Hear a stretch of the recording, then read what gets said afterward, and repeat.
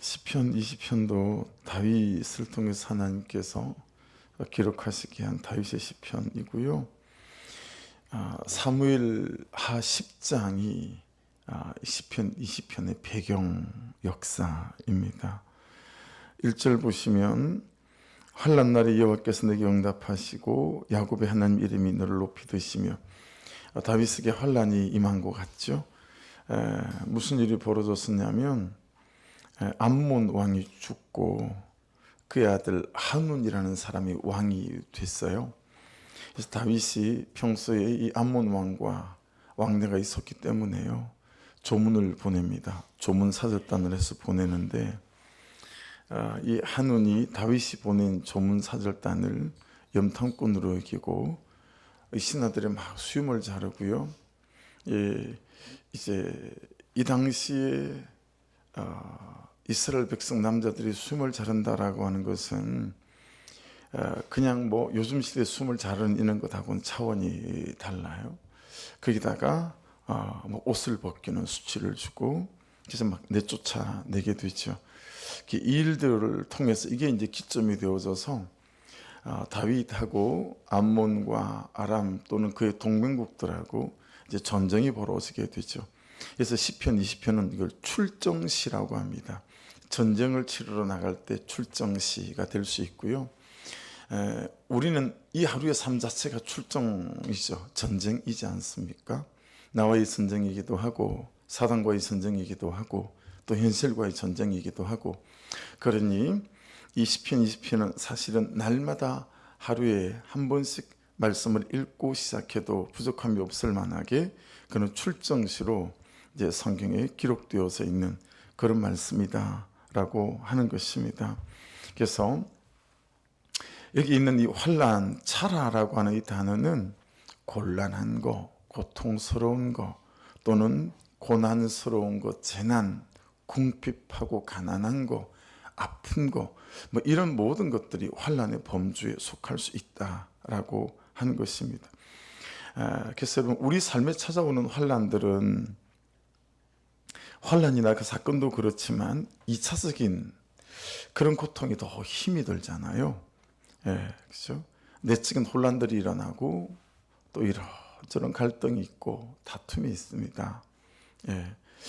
궁핍하고 가난이 찾아오면, 또 이런저런 가정의 어려움과 실패가 찾아오면 우리가 본질적으로 죄인이고 죄성을 가진 존재라 어쨌든 이 죄를 좀 뒤집어 씌울 만한 원망의 대상을 찾죠.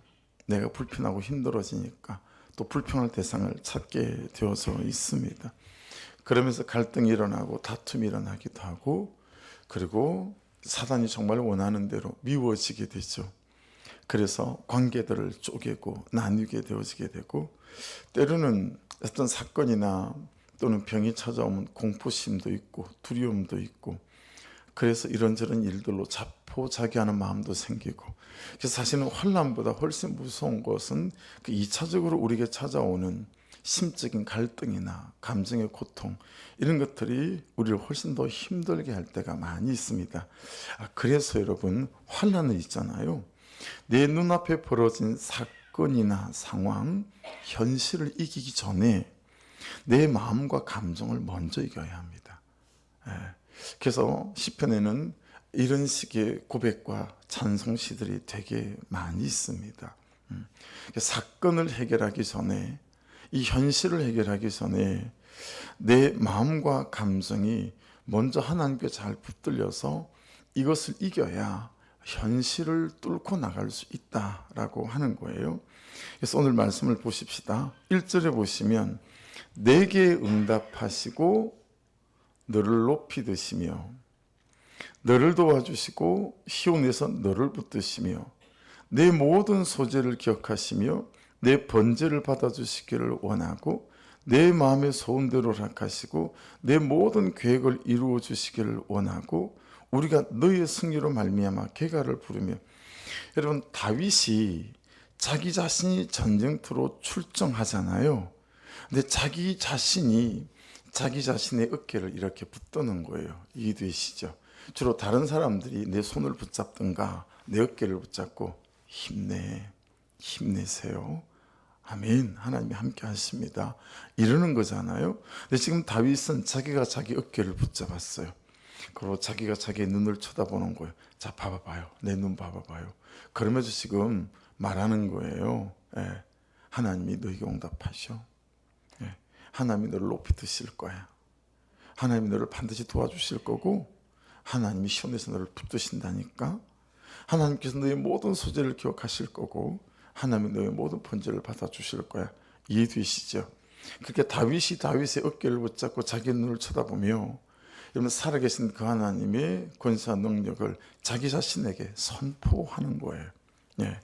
다윗이 자기 자신이 전쟁터로 출정하는 다윗 자기 자신의 어깨를 붙잡으면서 믿음의 고백을 하고 믿음의 선포를 하는 거죠. 여러분 이거 이 하루 오늘 하루 적용해봐도 참 좋을 것 같아요. 예, 거울을 쳐다보고 거울을 쳐다보는 여러분 자신의 어깨를 붙잡고, 예, 하나님은 너에게 응답하시는 분이다. 야, 하나님은 너를 높이 드시는 분이고 하나님 정말 너를 도와주시는 분이야. 그리고 하나님은 너를 붙드시는 분이다.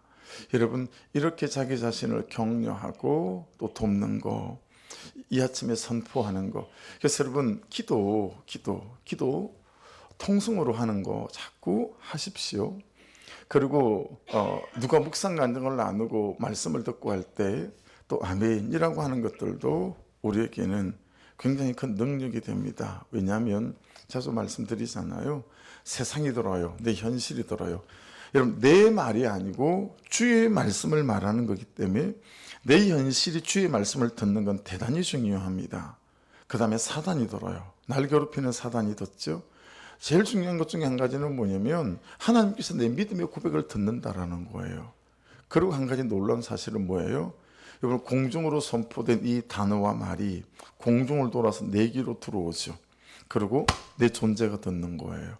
글자로 쓰이신 것 하고요, 내 입술로 선포해서 공중을 돌아 내 귀에 들리는 거, 그래서 내 심령이 듣는 거하고는 차원이 다릅니다. 그래서요 기도는 하다 보면 기도가 되죠. 하다 보면 기도가 은혜가 돼요. 내가 기도하는데 내 기도가 은혜가 되고 내 기도가 믿어지고 내 기도에 확신이 생겨요. 그러면 기도의 지성소 안으로 쑥 들어갈 수 있죠. 나는 왜 기도의 지성소로 들어가지 못할까? 네, 여러분 선포하고 믿음으로 통성으로 부르짖고 그러다 보면 기도의 지성소로 쑥 이끌려가는 것들을 경험할 수 있게 되었습니다. 잘 적용해 보시길 바랍니다. 이 하루. 그래서 나는 이런저런 사건과 환난 때문에 주눅들어 있는 마음은 없는가? 내 연약함 때문에 자꾸 불순종하는 내 모습 때문에 여러분 자꾸 쭈그러든 마음들이 있다면 다시 거울 앞에 서서 여러분의 어깨를 붙잡고 여러분의 눈을 쳐다보면서 선포하실 때 하나님께서 도우시는 이 하루가 다시 일어나시고 살아나시는 이 하루가 될 줄로 믿습니다. 그래서 2절을 보십시다. 성수에서 너를 도와주시고 시온에서 너를 붙드시며. 자, 성수도 동그라미고 시온도 동그라미예요. 성수에서 너를 도와주시고. 여러분 성수에서라고 다윗이 고백하는 것을 보면 지금 다윗이 어디를 간 것입니까? 예배당에 섰습니다. 그렇죠? 하나님 앞에 섰다 이 말이에요. 그리고 자신의 환난을 기도로 하나님 앞에 고하고 이 사건들을 기도로 하나님께 맡긴다라는 거예요. 그림이 그려지지 않습니까? 온 군사들이 전부 다 완전 무장을 다 했어요. 칼을 들고 창을 들고 활을 뒤에 맸어요. 그리고 이제 전쟁터 나가기 전이에요. 그죠? 그럼 여러분 드라마를 보시고 영화를 보셨으니 아시잖아요. 막 앞에서 장군이 왕이 여러분 사기를 충전시키는 그런 말들을 하지 않습니까? 그리고 출정하라 그러면 출정하는 거잖아요. 근데 지금 다윗은 그의 군사들과 함께 모든 것을 전쟁터에 나가기 전에 어디 앞에 선 거예요? 하나님 앞으로 나간 거예요. 여러분 이렇게 보면 다윗의 신앙과 믿음이 종교적이지 않아요. 이 자신의 환난을 기도로 하나님 앞에 고하고 그리고 살아계신 하나님 앞에 자기의 삶을 맡기는 것을 볼 수 있다라고 하는 거죠. 하나님이 안 살아계신데 살아계신 척 믿지 않는다 이 말이에요. 여러분 이 말 쉬운 말 같죠? 그런데 여러분을 점검해 보십시오. 하나님이 안 살아계신데 살아계신 것처럼 믿는 그리스도인들이 저는 굉장히 많은 것 같아요. 예.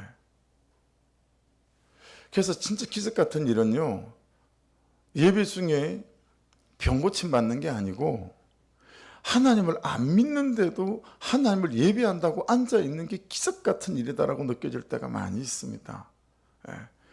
여러분, 하나님이 안 살아계신데 살아계신 믿는 사람들이 있다니까요. 여러분의 중심은 안 그런지 몰라도 내가 하는 태도와 내가 하는 방법들을 생각해 보시면 이 말이 무슨 뜻인지 좀 이해가 되시죠? 전쟁이 벌어졌어요. 환란이 일어났어요. 이런저런 고통스러운 사건들이 일어난 거예요. 그런데 하나님 앞에 서는 사람이 왜 이렇게 없을까라고 하는 거죠. 다윗에게 하나님은 살아계신 하나님이시고 역사하시는 하나님이셨어요. 그래서 그 하나님에게 나아가는 거예요. 이런 하나님에 대한 믿음이 다윗의 일생을 이렇게 살리지 않습니까? 그렇죠? 어릴 때 정월 대보름이 되면 달집을 만들어서, 이게 경상도 우리 시골에 이게 전통적인 문화였었어요.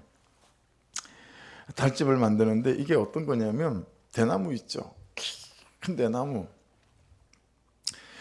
대나무 밭이 우리 집이었기 때문에 이 행사가 진짜 거창해요. 한 2주일 전부터요. 동네 형들부터 조그만 꼬맹이들까지 다 모여가지고 1년에 이거 한 번밖에 없어요. 겨울에 토끼몰이 할 때 뭐 이럴 때랑 다 모인 다음에 작전을 짭니다.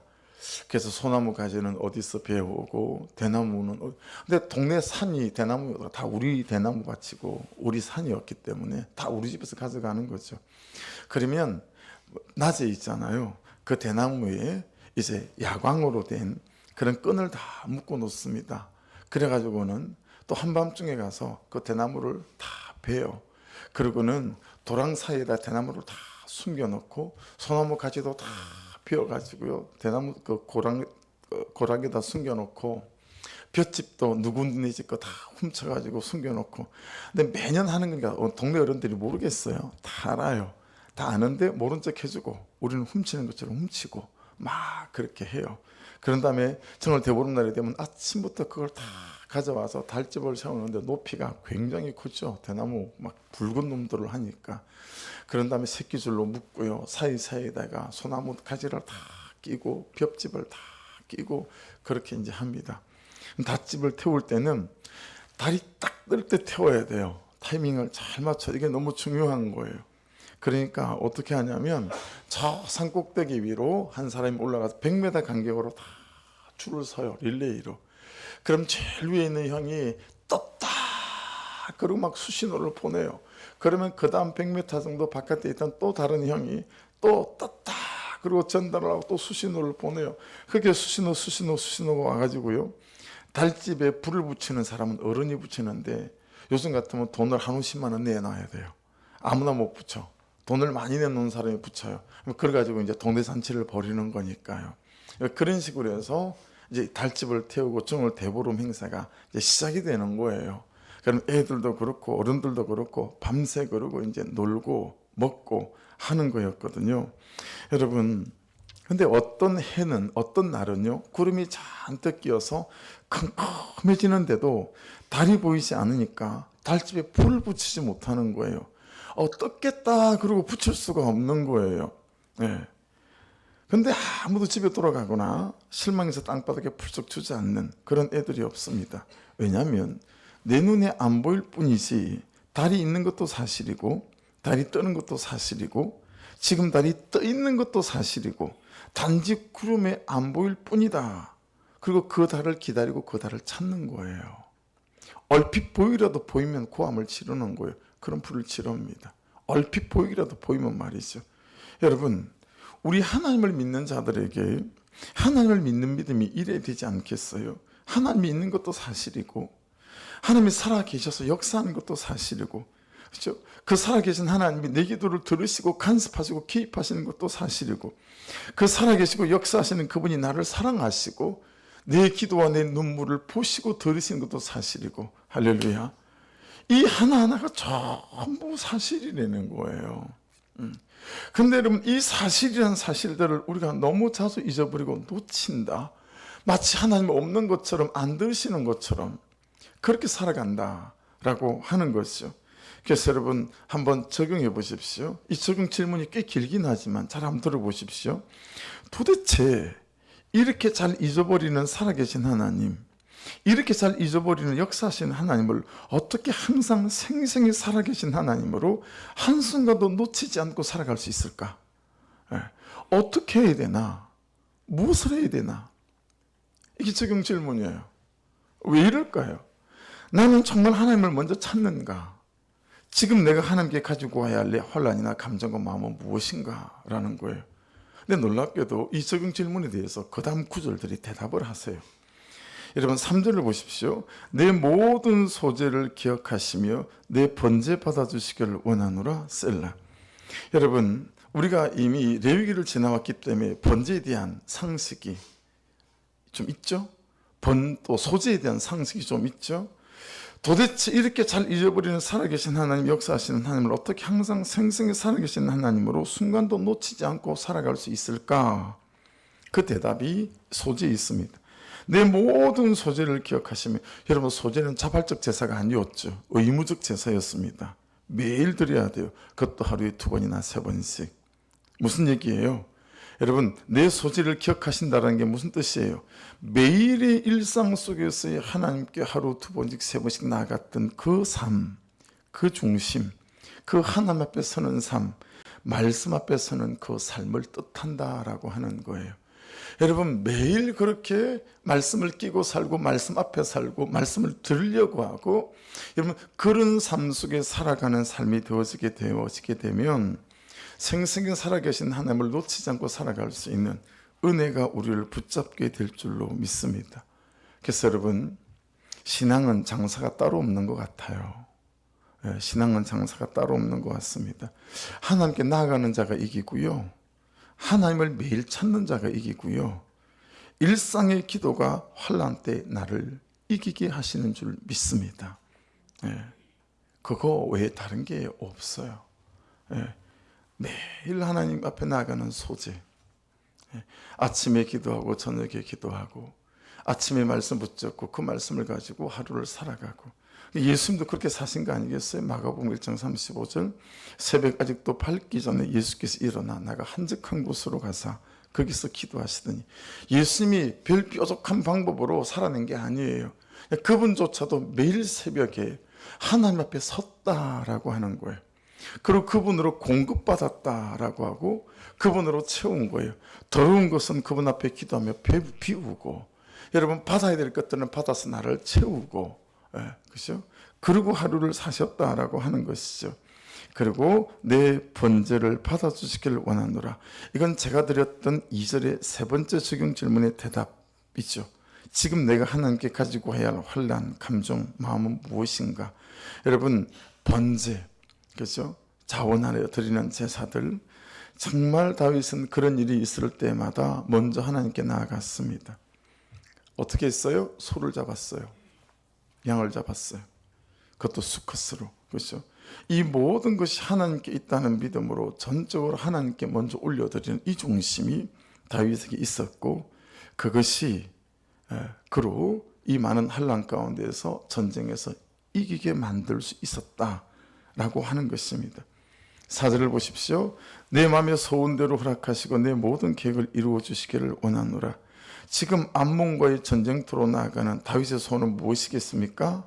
이 전쟁에서 이기는 것 아니겠습니까? 이 하루를 시작하는 저와 여러분의 소원은 무엇입니까? 이 하루 말씀이 말씀하시는 대로 말씀 잘 듣고 말씀대로 사는 것 아니겠습니까? 그렇죠? 이 하루라는 전쟁에서 이기는 것 아니겠습니까? 5절을 보십시오. 우리가 너의 승리로 말미암아 개가를 부르며 우리 하나님의 이름으로 우리의 깃발을 세우리니 여호와께서 내 모든 기도를 이루어 주시길 원하노라. 자, 말씀을 잘 보십시오. 5절. 어떻게 무엇으로 우리가 너의 승리로 말미암아 개가를 부를 수 있습니까? 여러분 대답해 보시겠어요? 묵상해 보세요. 어떻게 무엇으로 이 하루 승리하게 되어지고 그 승리의 쾌가를 부를 수 있습니까? 중간에 끼어 있는 거죠. 우리 하나님의 이름으로 우리의 깃발을 세우리니 그래서 승리의 쾌가를 부르고 또 내 모든 기도를 이루어 주시는 그 하나님의 은혜를 경험한다라고 하는 것이죠. 우리 하나님의 이름으로 우리의 깃발을 세울 때 할렐루야. 네. 여러분, 하나님 이름은 성경에 보면 30가지 정도가 나와요. 별명이. 근데 가장 많이 흔하게 쓰는 것은 13가지 정도 있습니다. 하나님의 닉네임이죠. 하나님의 다른 명칭 같은 거예요. 그분의 정체성 같은 거죠. 여호와 니시, 승리를 주시는 하나님의 깃발을 붙잡는 거예요. 할렐루야. 매일 하루를 시작하시면서 내게 승리를 주신 하나님을 붙잡는 거죠. 여호와 니시, 여호와 라파, 나를 고치시는 하나님. 할렐루야. 예. 아침마다 아픈 육신의 아픈 보혈을 붙잡고 예수의 피 묻은 손으로 만져주십시오. 기도하는 거예요. 내 감정 위에 손도 얹고 기도하고 내 삶 위에 손도 얹고 기도하시는 것이죠. 내 인생과 내 삶을, 내 자식을 고치실 하나님을 찬양합니다. 할렐루야. 예. 그게 여호와 라파예요. 여호와 샴마. 지금 여기 계시는 하나님. 하나님이 다른 데 계시지 않아요. 내 현실 지금 여기에 계셔서 나와 함께 하시는 그 하나님 선포하고. 여호와 로이. 뭐예요? 나의 목자가 되시고 나를 인도하시는 하나님 아닙니까? 여호와 라함도 있습니다. 라함은요, 나를 위로하시는 하나님이에요. 여호와 이레는 뭐예요? 예비하시는 하나님. 다 준비해 놓고 계시죠. 여호와 샬롬, 나의 평강을 주시고 나의 평안을 주시는 하나님. 여호와 체바오토는 뭘까요? 능력의 하나님입니다. 그리고 임마누엘, 나와 함께 하시는 하나님. 암모스도 있습니다. 나를 용서하시는 하나님 암모스예요. 엘로힘, 창조주이시고, 그리고 엘샤다이, 전지전능하신 하나님. 안 되는 게 없고 모르는 것이 없고, 그러니 그분께 물으면 그분이 말씀으로 대답하시는 것이죠. 길을 열어주시는 거예요. 엘칸나, 모든 것을 다해 나를 사랑하시는 하나님. 이런 30가지 하나님의 이름이 있고 13가지 하나님의 이름이 있어요. 이 하나님의 능력의 이름을 깃발을 드는 거죠. 그러니 여러분, 6절처럼 내가 내게 물어야 합니다. 너는 기름 부음 받은 자가 맞는가? 무슨 뜻이죠? 예수 그리스도를 나의 구주로 인정하고 주님으로 고백하는가 하는 것입니다. 그때 구원의 주가 되고 하나님이 그때 내게 응답하시는 아버지 하나님이 되어지시는 줄 믿습니다. 이 항상 믿음의 고백이 중요하겠죠. 그러니 여러분, 이것이 분명한 사람이 도대체 무엇을 의지하겠습니까? 살아계신 하나님이 명백하고, 그렇죠? 역사하시는 하나님이 명백할 때 이 사람은 무엇을 의지하겠어요? 7절을 보십시다. 어떤 사람은 병고 어떤 사람은 말을 의지하나 우린 여호와 우리 하나님의 이름을 자랑하리로다. 할렐루야. 여호와 하나님의 이름이 두 번이나 반복되잖아요. 여러분, 이게 명백한 사람, 나를 고치시는 여호와 라파가 명백하고 나를 지키시는 하나님이 명백한데 말을 의지하겠습니까? 군대를 의지하겠습니까? 돈을 의지하겠습니까? 여러분, 돈이 우리의 건강을 지키나요? 무엇을 지킬 수 있습니까? 그렇죠? 어떤 사람은 병거를 의지하고 어떤 사람은 말을 의지하지만 여호와 하나님이 살아계신 하나님일 때 그 사람은 하나님을 의지할 수밖에 없다라고 지금 말씀하고 있는 것입니다. 여러분, 의지의 대상이 바뀌는 것이 신앙입니다. 그리고 의지의 대상이 바뀐 그분을 믿고 사는 것이 신앙생활인 줄로 믿습니다. 의지의 대상이 바뀌어야 돼요. 정직하게 여러분 묵상해 보십시오. 나는 정말 의지의 대상이 바뀌었나? 내 의지의 대상이 건강이에요. 내 의지의 대상이 돈이에요. 내 의지의 대상이 부자예요. 그래서 그 의지하는 돈을 위해서 하나님이 필요할 뿐이에요. 내가 의지하는 그 건강 때문에 하나님이 필요한 것 뿐이에요. 예. 여러분, 진짜 의지의 대상이 바뀌셨습니까? 이걸 여러분 다른 말로 우리가 어떻게 표현하죠? 당신의 주인이 바뀌었습니까? 라고 하는 것 아니겠습니까? 주인이 바뀌었냔 말이에요. 여러분은 여러분의 주인이 누굽니까? 여러분 자신 아닙니까? 여러분의 주인이 정말 하나님 맞습니까? 여러분의 주인이 하나님이신 말씀이 맞습니까? 예. 어제 8시 기도회를 이렇게 인도하고 개인 기도를 이렇게 시작할 때 정말 제게 간절한 기도가 이렇게 막 터져 나오는 거예요. 아, 하나님, 정말 말씀이 말씀하시는 대로 사는 자가 좀 되게 도와주십시오. 이게 너무 괴로운 거예요. 말씀이 하는 대로 잘 안 사라지니까. 말씀은 말씀한 게 있는데 내 감정과 내 마음은 다 꺾여 있어서 이 말씀이 말씀하시는 대로, 감동 주시는 대로 막 이게 안 되는 거예요. 그게 너무 괴로워서 말씀이 말씀하신 대로 사는 자가 지금 되게 도와주십시오. 말씀이 말씀하셔서 하기로 한 것은 하는 자가 되게 도와주시고, 말씀이 말씀하셔서 안 하기로 한 것은 안 하는 자가 되게 좀 도와주십시오. 묵상하고 기도하면요, 말씀이 말씀하시는 게 뭔지 다 깨달아지니까, 하지 말라는 게 뭐고 하라는 게 뭐니까 기도하는 거야. 하나님, 이 말씀이 말씀하시는 대로 오늘 하게 도와주십시오. 이 말씀이 하지 말라는 거, 이런 거 하지 않게 도와주십시오. 막 기도해요. 근데 여러분, 삶의 현실에 떡하니 나가고 부딪히면 말씀이 말씀하시는 대로 하기로 한 게 잘 안 되고, 말씀이 말씀하시는 대로 안 하기로 한 게 잘 안 되고, 그래서 어젯밤에도 그걸 막 기도하는 거예요.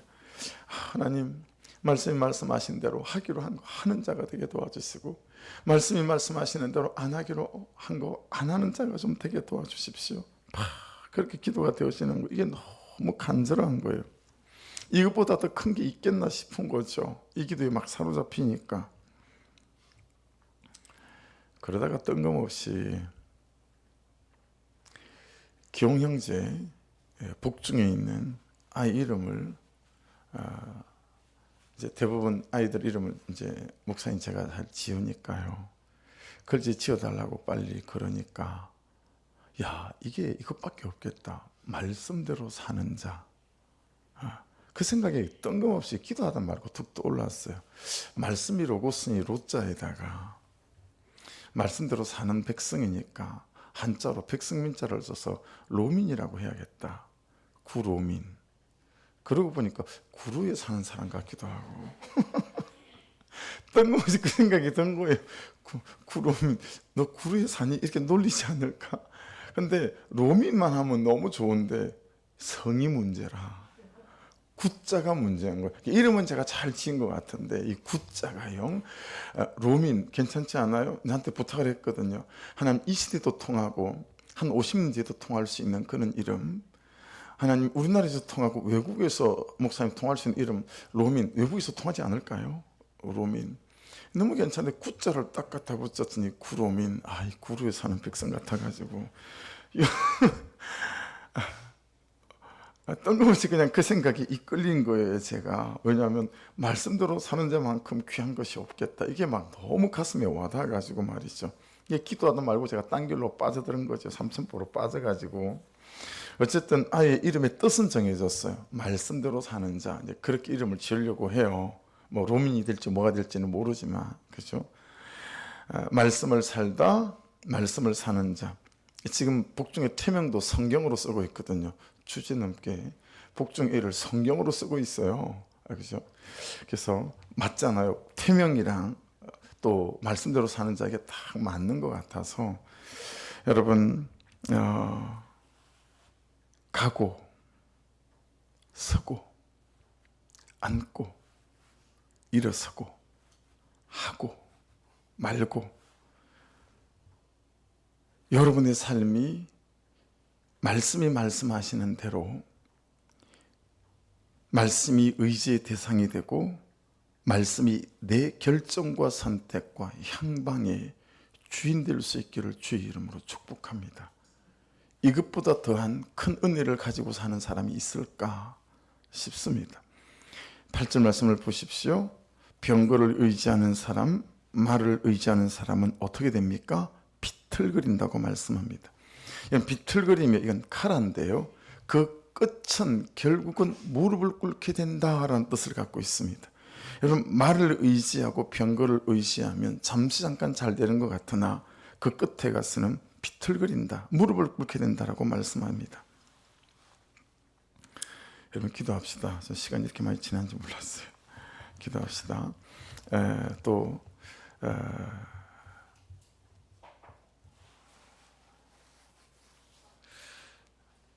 저와 여러분이 병거를 의지하는 사람, 말을 의지하는 사람이 아니라 온전히 하나님을 의지하고 말씀을 의지하는 그런 믿음의 사람으로 살아가게 도와주시고, 아버지, 그 은혜 가운데 거하게 하여 주시옵소서. 우리 주여 한번 부르고 같이 기도 시작하십니다. 주여!